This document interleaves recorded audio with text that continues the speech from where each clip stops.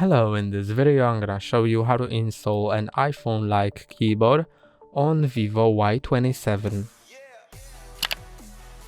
If you want your keyboard on Vivo Y27 to resemble the iPhone one, go to Play Store and search for Green Apple Keyboard.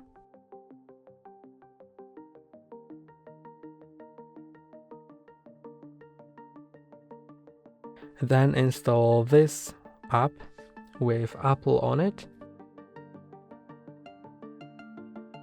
and after a short while you can open it, click on Enable in Settings, then Enable, click on OK, then go back, switch input methods and switch it to Green Apple Keyboard and click on Finished. And now when you exit out of the app, you can go into any app that you can type in, for example Google, and you can see that your keyboard is now resembling the iPhone keyboard, and you can search for something and it works. That's all for today. Don't forget to like and subscribe. See you next time.